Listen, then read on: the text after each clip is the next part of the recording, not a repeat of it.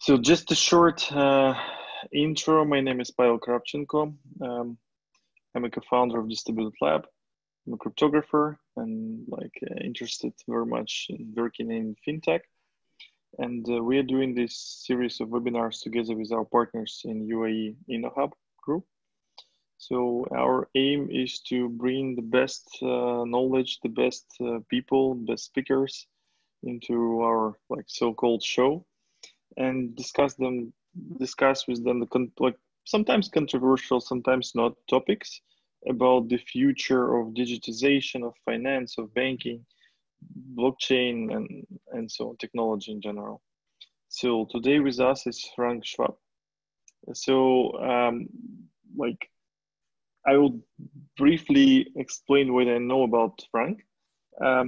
We've met like 5 or even more years ago. It was obviously in Germany, yeah.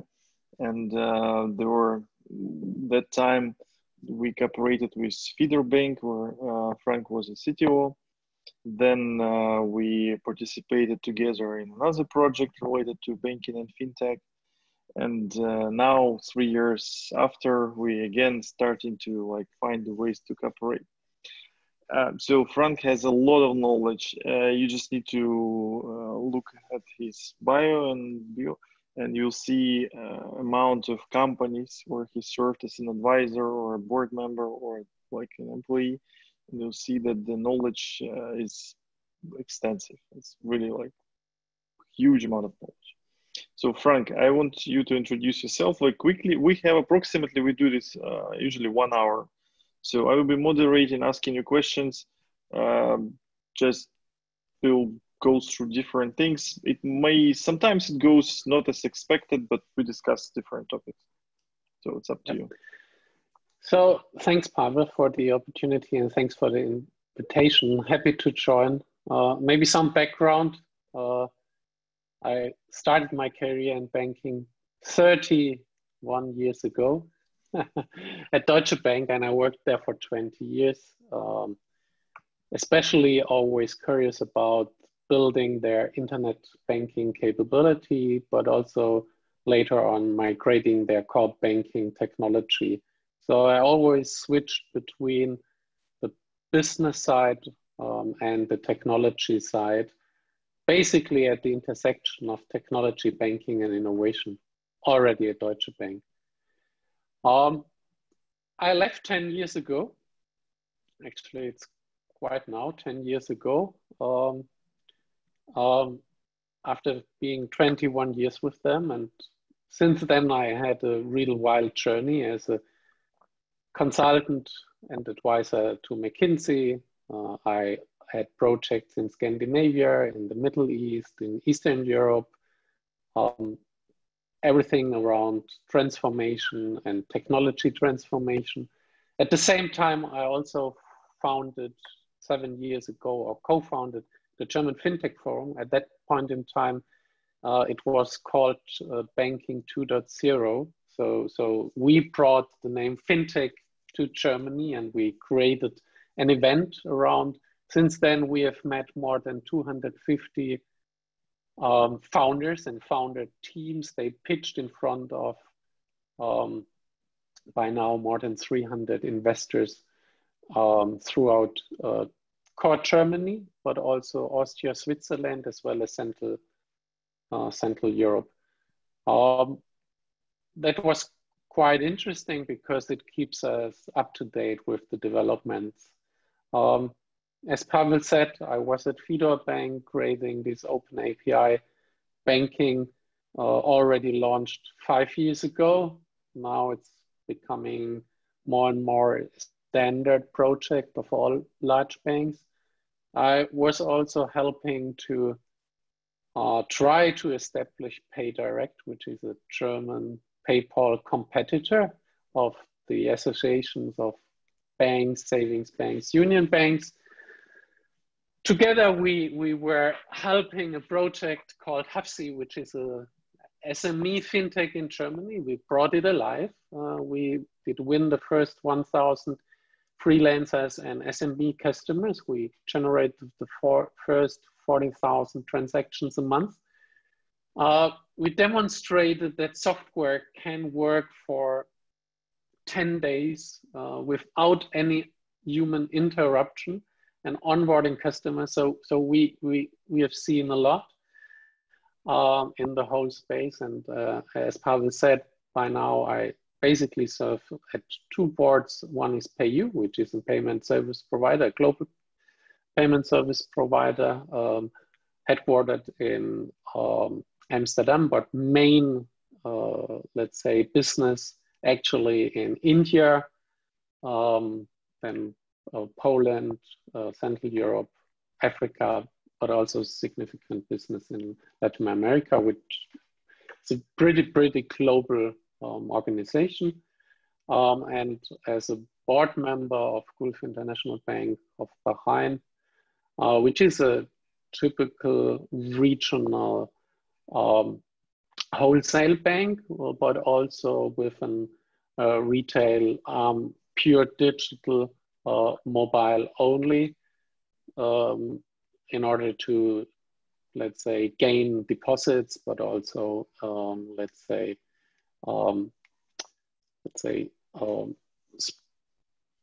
split portfolio risks and businesses.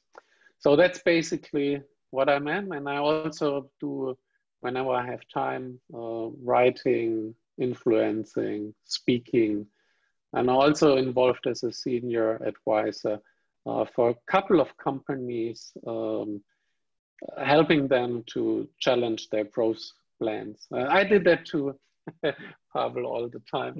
Over the last 4 to 5 years and distributed lab. And that's actually what I do, quite typical to small and mid-sized and even large organizations still these days. And that's really what I love. Looking at the business plans and the ideas and the status quo, and let's say providing my opinion. Okay, just a question from which we start is that you outlined an agenda that the banks kind of lost the opportunity in the credit card payments. So they gave away a large share of business to Visa and MasterCard. And now they are giving away the online payments to like young companies, FinTech startups, and they're leaving with them only the credit, loans and investment, and some maybe other stuff, but they're losing touch in the users. Yeah. So, and it's how it's going to affect the landscape. Yeah. So we need to really distinguish between retail banking. So when most of the time when I talk about banking, I mean retail banking. Yep. Banking has much more disciplines: transaction banking, investment banking, wealth management, corporate banking. So I don't talk about these disciplines.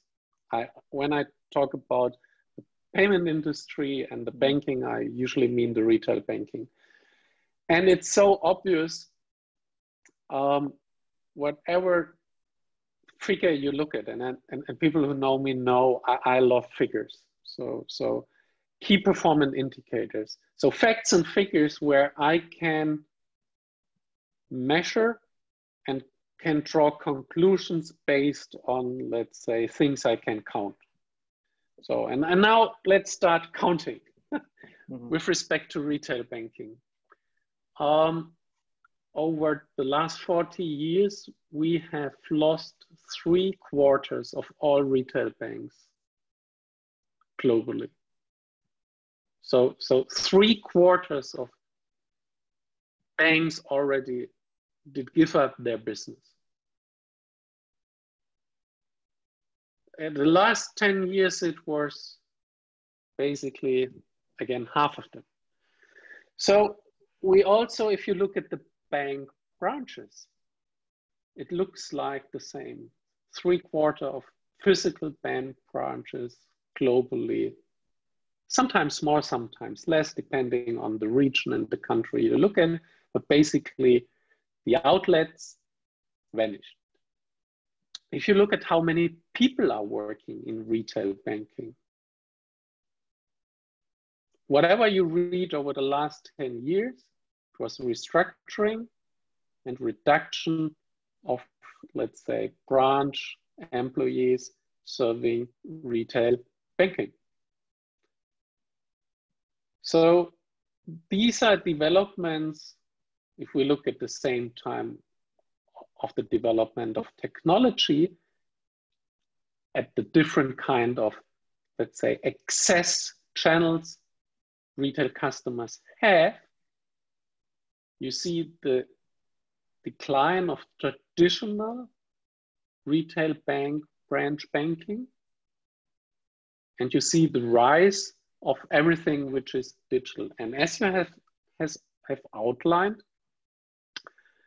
the banks were in a pretty good position to handle credit cards by themselves. It's a core, let's say, payment is one of 3 core pillars of banking. But that is only a fraction of payments is still happening within banking. And that, so credit cards was the first area. We may argue that consumer lending is the second area. For example, loans for cars are provided by banks owned by the car manufacturers. We may argue that the payment business or the rise of the payment service provider is because the banks were not able to cover, let's say, this kind of new channels, especially when it comes to, let's say, online. But also if you look at who owns the payment hardware on the point of sale, it's not the banks, it's the payment service providers. So the role of banks is pretty much limited compared to how it was 40, 50 years ago. And therefore, let's say, if we now look into the future, where we see, first of all, you do earn less and less money via traditional interest business. So there is no real deposit business anymore in retail banking, which was a third of a typical retail bank, something a quarter to a third. Well, some banks at the 20 years ago were deposit banks only, but that you cannot even imagine these days. Second, if you look at loans, so the interest for loans are decreasing and decreasing. They almost don't cover the risks anymore. So we are at a phase where it's really difficult to earn money after risk as a retail bank. Depending on which country you're in, you of course have, let's say, stocks business and kind of investment business, but that's limited. That's not mass retail because most people, they don't own significant stocks, at least not in Germany, not really Central Europe. And only, let's say it's much more in the US, but only also there you have a big difference between, let's say, rich, middle, and low. So as a bank, it's very difficult to earn money in the retail space going forward. And that ultimately is the reason that I believe that companies like payment service providers who have somehow figured out to basically serve 100 million plus customers very cost efficient are amongst the players who are in a very good position to deliver the whole suite of retail banking needs, which still are loans, deposits, as well as payments and transaction services. But these are the basic needs, and these will be delivered by not by the banks anymore. The banks will have a target group, which probably goes in a much more private banking and wealth management direction than a mass retail.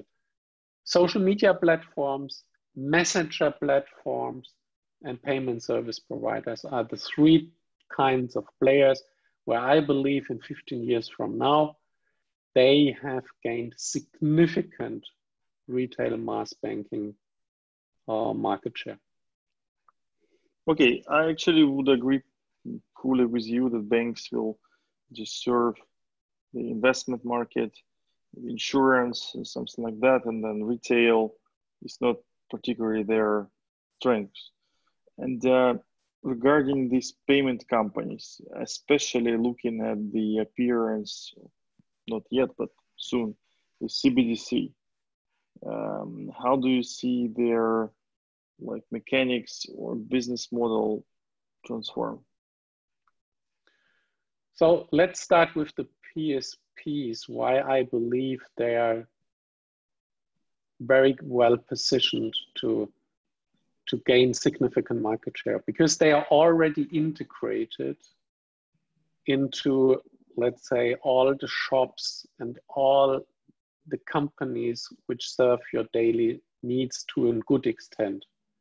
So let's take an example like Uber or Amazon, or let's say Facebook, or eBay, wherever you do shop these days, a PSP already is the one who's doing the work. And we will see more and more of these integrated services. For me, Uber is the perfect example why banking will become just invisible. The moment you have put your credit card into the system, payments is gone for you, unless your credit card becomes invalid. And we can imagine it must not be a credit card, it can be a wallet in the future, or it can be any other thing. So for example, it could be a PayPal account, or it is sometimes already a PayPal account.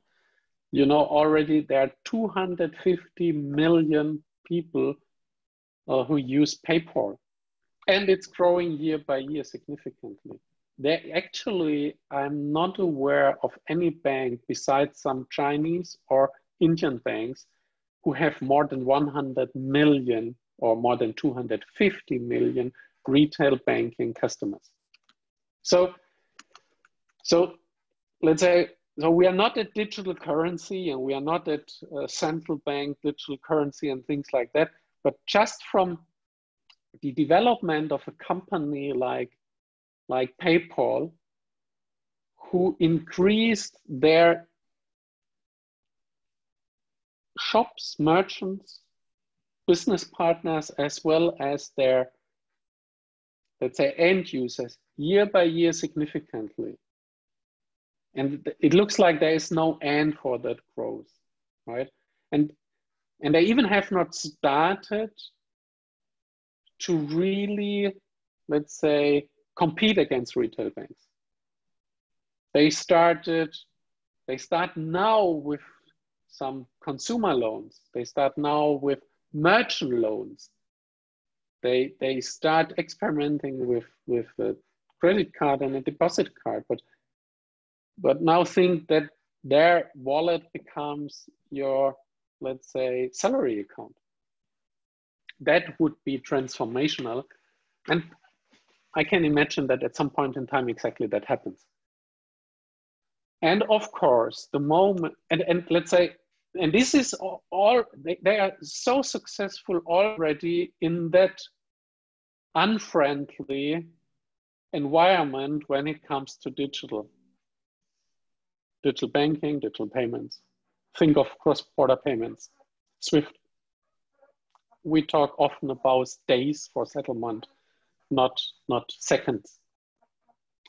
So the moment the digital central bank money arrives, then it will become very interesting, let's say, how the central bank plans to distribute this central bank money.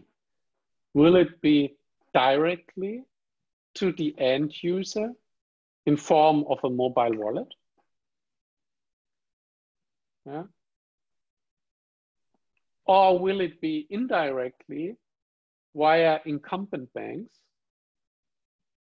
Yeah. I think it's not clear yet, and maybe we will see in different regions and different countries different solutions to that, let's say, problem. Will we see central bank digital money? Yes. The only thing which we don't know is when and how big. But there is no question anymore whether digital central bank money will come or not. It will come, and it will start somewhere, and it will be part of the financial system. Maybe it takes 10 years, maybe 5, maybe 50, we don't know, but it will come.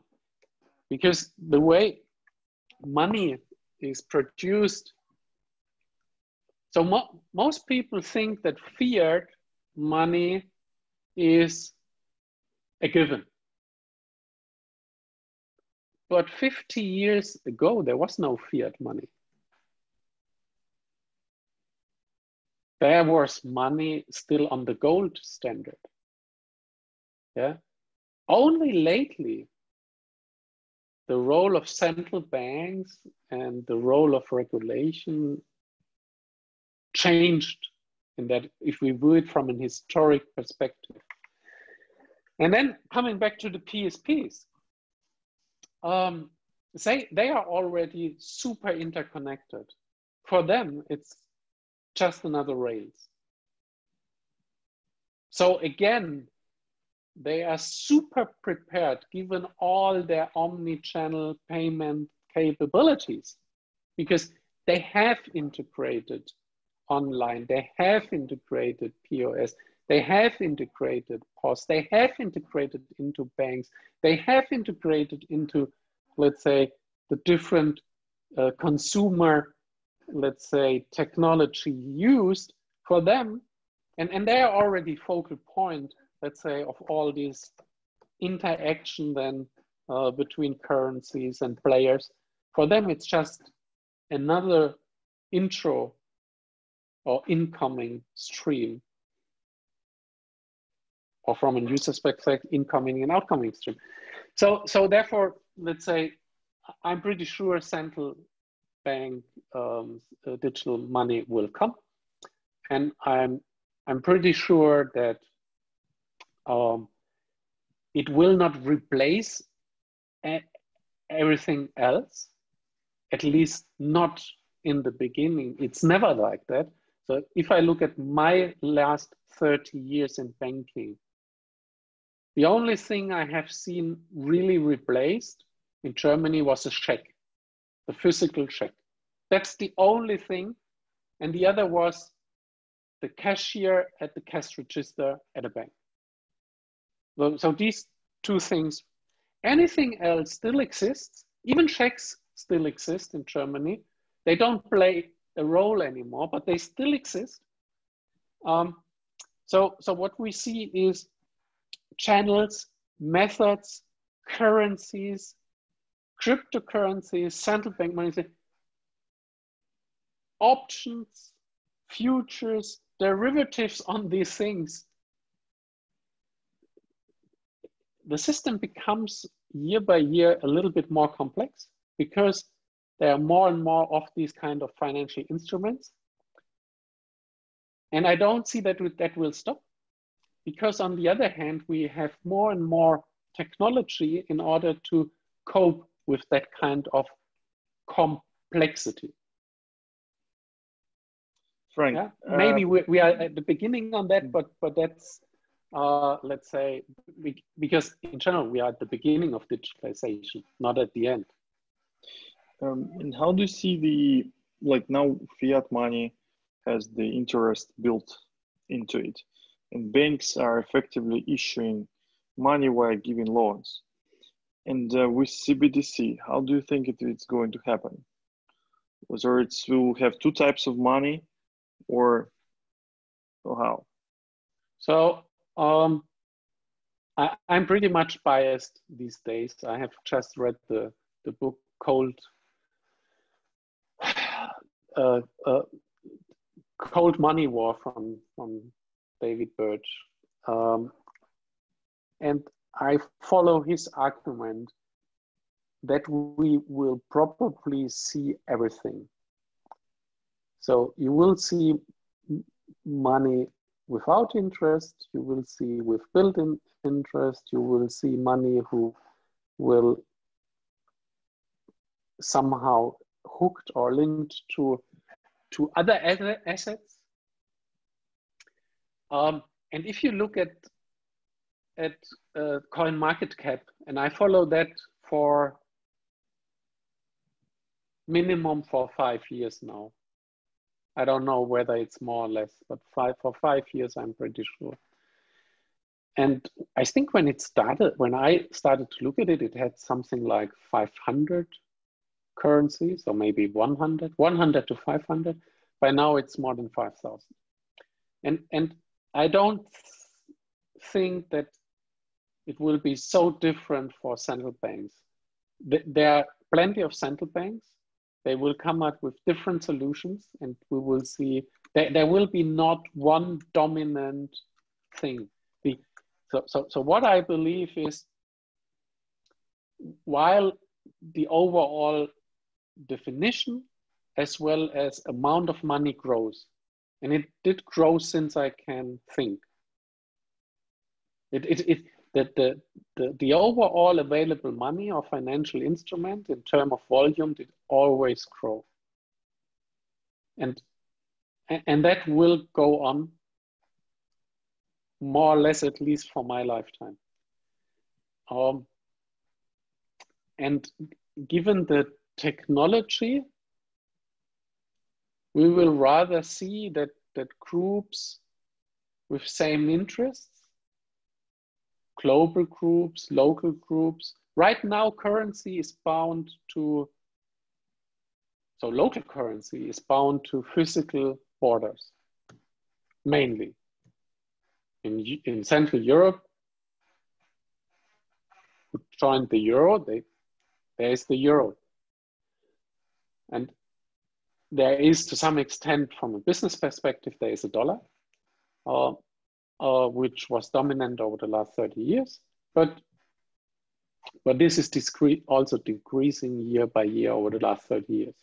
So the dominance of the dollar, how it was 30 years ago, is decreasing year by year due to the euro, due to yuan, renminbi, other, let's say, currencies which become more and more important, also because the economies become more and more important. And therefore, and in that context, let's say probably the physical limitation bound to country borders will decrease, while the groups of interest, of common interest, will increase. So it will end in the next 10 to 15 years you will have just much more financial methods and, let's say, assets which can be used for different, let's say, purposes.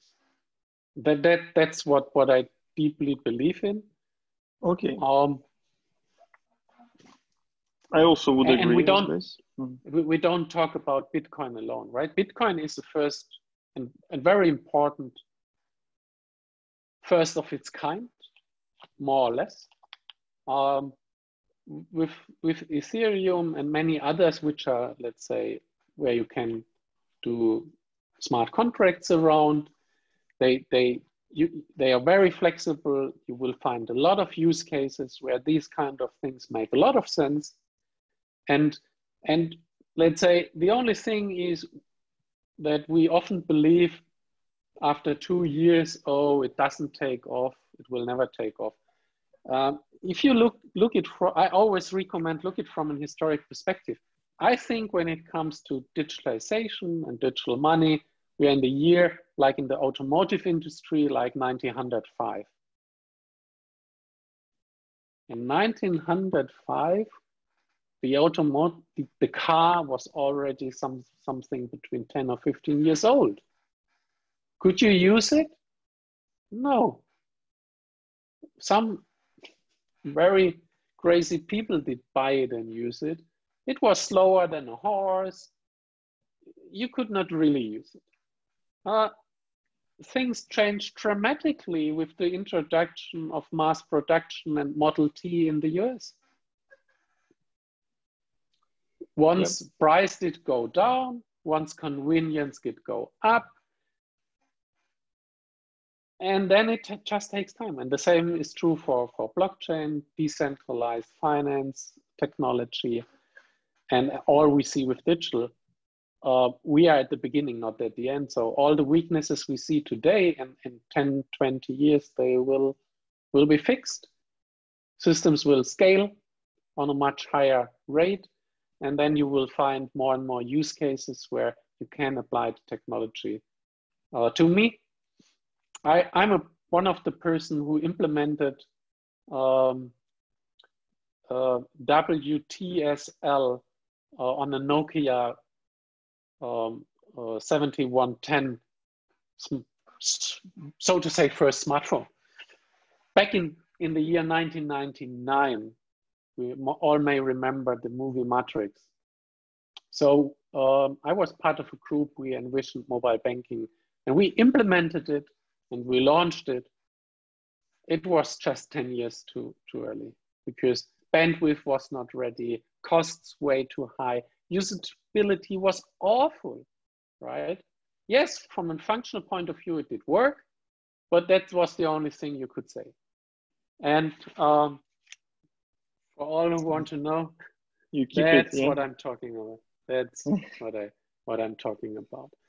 And that was in 2000, in the year 2000. And right now, nobody questions whether mobile banking will become important. Okay, yeah. For me, you don't need to convince me in this. I believe you, and I know it. But actually, there are quite a lot of people in banking industry who think it's kind of the bubble and everything is going to back to the previous situation. For me, I explained the similar thing in a way that at some moment of time, all systems will have the uniform APIs. So it would be possible for like a wallet application to connect to all of them at the same time and actually exchange these things. So not only like the payment is necessary, but then as we see on your background, there are and there will be more currencies that even now. I fully agree with you. There's thousands of currencies and other assets that can be used as currency, and people will have to kind of trade them constantly. Now we see this with loyalty points. Each loyalty program requires another app or another physical card.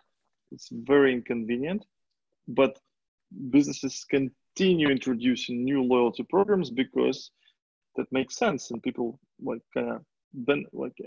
they benefit from it. So as soon as we have digital technology, which could be the same as for CBDC, something that's going to happen. Some kind of, like boom of innovation and something like that.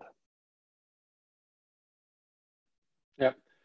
We have one person is asking or arguing that money is backed by hard assets such as gold to preserve its value. Actually not. It was that's back in 1917 and before. Money is not backed by gold anymore. It's not bound. Of course, we know that central banks are owning gold and some increasing their gold reserves. But money isn't backed anymore by gold. we will see probably new money backed by gold. So there are some cryptocurrencies who are backed by gold. But I don't think that that will something be dominant. It will has its place amongst many others. I think we need to really understand that the future is much more heterogeneous than homogeneous. I think that is the answer to also financial services. We often think about this one service or this one app or this one use, and we think that will be then the killer app for everything. But it looks like totally different. It looks like that there is not the app and that money and this currency. So it's rather than, and if you look at you can observe that if you go to Amazon. So if you would have gone to a retailer 30 years ago, you will have seen 100 or 500 products, depending on the size of the retailer on the shelves. If you go to Amazon, you will have 100,000, now 1 million of different products. And that's how the world is going. It will be more, and it will be more products and more services and more financial options. And they will be targeted for special purpose and special target groups and special situations. That is what will happen. And there is enough evidence already that that's actually happening, right? That's my point. And regarding the open APIs, you were the one who worked on that extensively. How you see this trend, especially with PSD2, and I think all systems will have to have open APIs. So effectively, from a software point of view, you'll treat them equally. You don't. Yep. The software doesn't know the value of an asset. You'll never know a true value for a person. It's just a balance. So how this development is going on? So while the complexity and the number of items are significantly increasing also on the assets, it's so important to standardize in order to be able to exchange. What does it mean? For me, the API layer of any kind of asset, of any cryptocurrency, of any bank, of any loyalty program is the trigger, basically, for having a connector in the middle who does all the translations.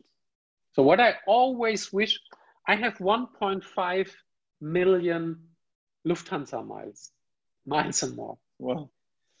My problem is I cannot exchange them into any other currency. The only thing I can do is I can go shopping in some of the shopping sites which accept miles and more. So it's exchangeable against some real physical goods, and of course against services as well as flights. But it's not universal exchangeable. And I think that would be basically the next level. That there is software available. And again, I really like the book which I just read. He says, you will have an agent in your mobile phone who does the translation. So if you go to Starbucks and you buy your Starbucks coffee, you probably buy them with Starbucks, so Starbucks money.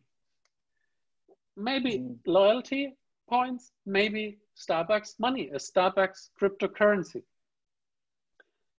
And if you don't have them, then your agent in your mobile phone, as long as you have any kind of deposit or any asset, make sure, or you get a loan for it.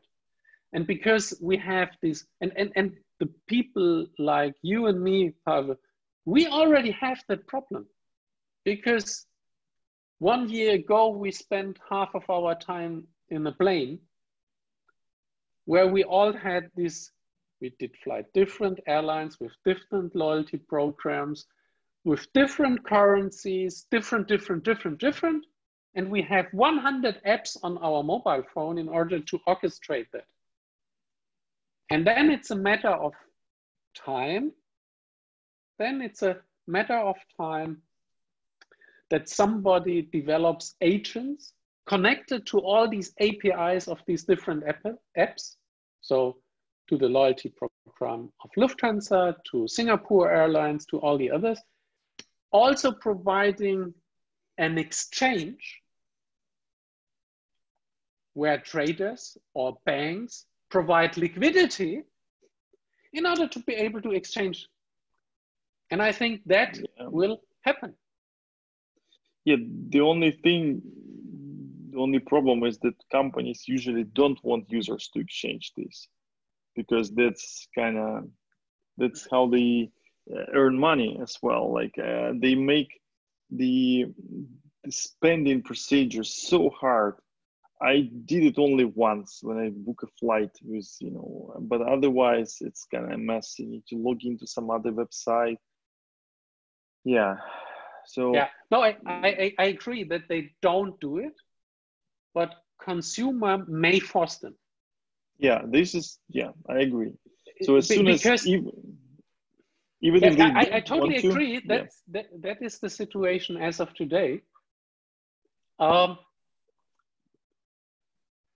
the consumers, also regulators, may force them to make these kind of assets available. And so and once therefore, you issued something, it's like one way path. So you don't have the option to go back. Yeah, why not? Let's say, if you think 100 years ago, there was no consumer protection law. There was no GDPR. There was no regulation, or there was very, let's say, narrow or simple regulation. And who says in 10, 20 years from now, there is a digital native party, they're in the government and they force companies to make their assets at least exchangeable. Actually, PSD, we may argue that PSD2 is the first step into that direction. Yeah, because how can you force banks to open their data? Yeah, from a bank's perspective, that's totally not logical, because you live of trust and you live of secrecy historically. Yeah. Now the PSD2 says, you must have the technology to open it. Yeah. So I think we need to think about the things differently in going forward and say the consumer may be in power to make sure that these are exchangeable. Frank, the other question, we also had it in the chat. How do you see the regulation, and especially like AML, KYC procedures, will integrate in this digital future? So because now it's like, in order to jump to a digital future, you first have to submit a lot of paper documents. It sounds a little bit strange. But only if you're sitting in Germany, not if you are sitting in Sweden. In Sweden, you have Bank ID. Mm-hmm. Bank ID covers 85% of the overall population. Bank ID, as it says, it is the identity of the person. So it depends very much where you're living. And I let's say, if you ask me what would be a good business model of the future for banks, ID. Yeah, Ukraine handling ID, AML, KYC, all these things, maybe not a bad business model for banks. Yeah, actually, Ukraine maybe have the 60-70% coverage because a few biggest banks offer bank ID, and we can log into certain services using it. So you just kind of redirected to the banking app where you enter the password and you redirect it again and you're logged in, authenticated. So yeah, but if you try to open account in a bank itself, then banks don't trust the KYC that was kind of performed by another bank. And in some countries, most of countries, they have to perform the KYC themselves. They cannot just rely on somebody else. So they need to get all these paper documents from you again and again. So this is like a painful procedure, and yeah, it's kind of it slows down. So do you see any like regulation in this regard? Maybe just something to share? Not yet. So that's very specific. What I see more general, because I'm sitting in these kind of risk advisory committees, and I'm also part of the risk committee in the bank. So what I see in general is that there is more and more regulation which you need to be compliant. Whether that's good or bad, I would not comment. But what is obvious, if you are in the traditional banking business, and I think the bigger you become as a fintech and the more regulated you become as a fintech, the same principles apply. So regulation increases just year by year. But I'm really, given what needs to be done, I really found now strange in Germany the Wirecard case, right? So, because what I experienced as a board member is that it takes a lot of attention and a lot of time in order to make sure, and just to read all these documents and make sure that they make sense and that you comply and all these things. How the hell something like a Wirecard can happen? So what do I want to say? The challenge I see right now with regulation, it may distract you. In order to comply to all these regulations, it may distract you from the real things. So it may distract you from the point that there half of the money actually are missing. Because you look for the last $10, whether AML was done probably yes or no, but you lose sight for the 2 billion, right? So this is something which I don't understand how that can happen. And I see that the significant and year-over-year increase of compliance, regulatory requirements, and all these things, they are somehow not necessarily prevent from what the intention is, right? Because it's clear that the regulator wants the bank being successful, lawful, all these things. But I'm not quite sure whether the amount of regulation really is helpful there. So do they encourage? What will happen with regulation going forward? I have, let's say, that's something I need to think about as well. I have another set of questions related to your job in the Gulf region. It's definitely different from the EU, and maybe mentality is different. And yeah, so what are their agenda? Of course, I would never comment on something which is specific. I just can't because I'm a board member. But all I have realized all I have realized over the last, I would say 20 years, all the people, so I was also responsible for European coordination of the subsidiaries of Deutsche Bank, private and retail clients. So I'm really, I've seen a lot of different countries and businesses from a business perspective involved as a manager. And all the local managers told me, oh, here is everything different. And actually, my big takeaway, whether I work in Scandinavia, in Eastern Europe, in Russia, in Germany, in Spain, in Italy, in the Gulf region, to me, most of the things are pretty much the same. I would say it's 90% the same. And I think it has something to do with the people working in banking. So I think people working in banking think much more alike than, for example, me and my direct neighbor 100 meters from here. So I have more in common, and I see more common themes between colleagues in the Gulf region, in Scandinavia, here in Frankfurt, so then I really see differences. Of course, there are differences in culture, there are differences in how you address people, there are differences in how people,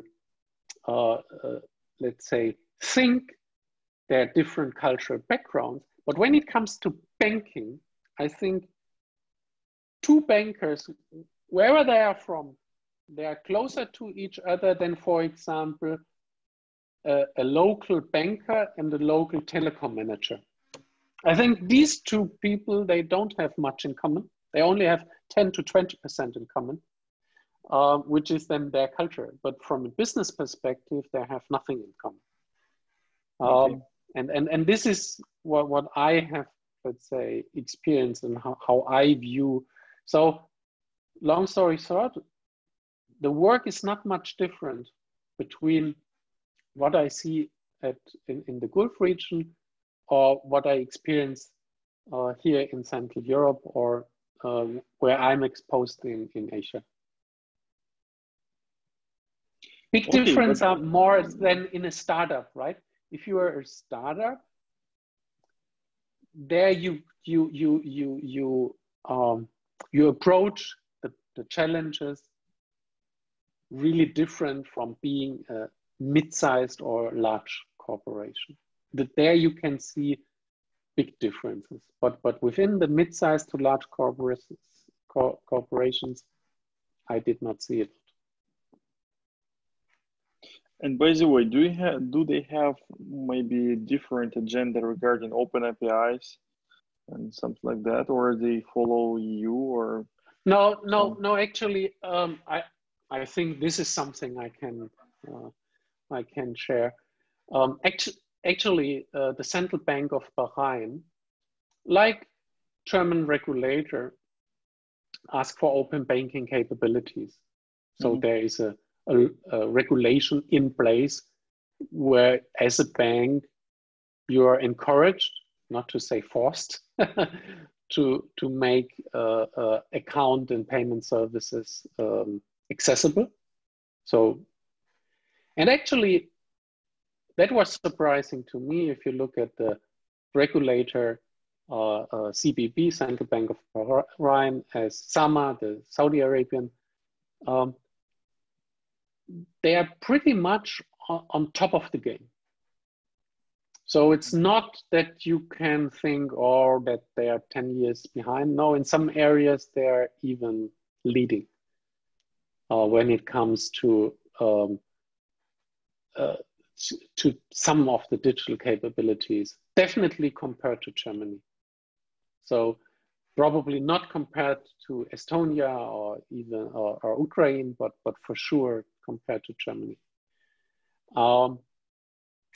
That has probably also something to do that they, in some areas, they leapfrogged technology.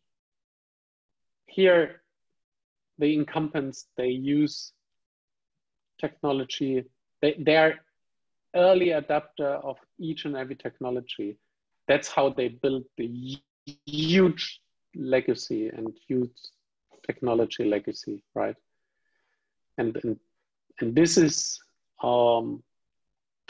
quite interesting in the region. And yes, we also work on APIs.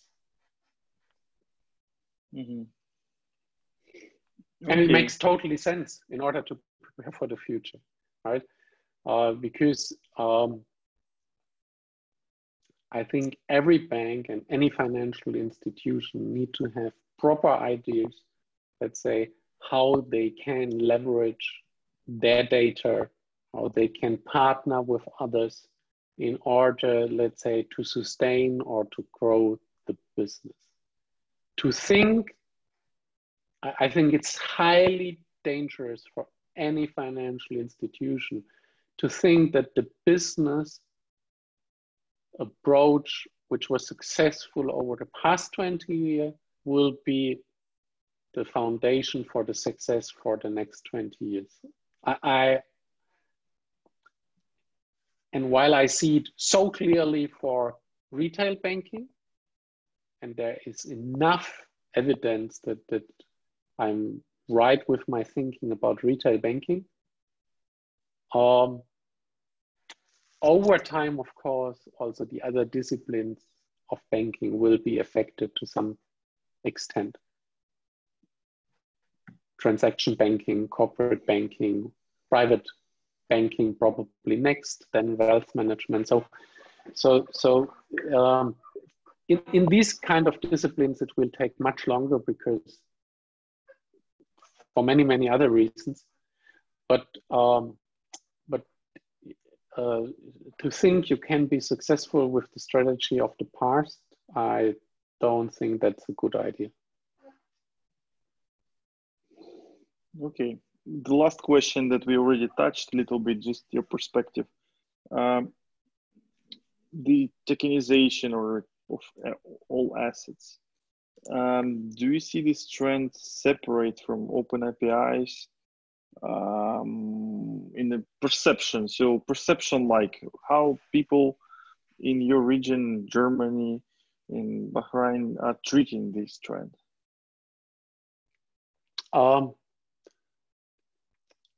There are two kinds of people. There are the early adapters, the innovators, who share the views of every asset will have an API and assets will become digital.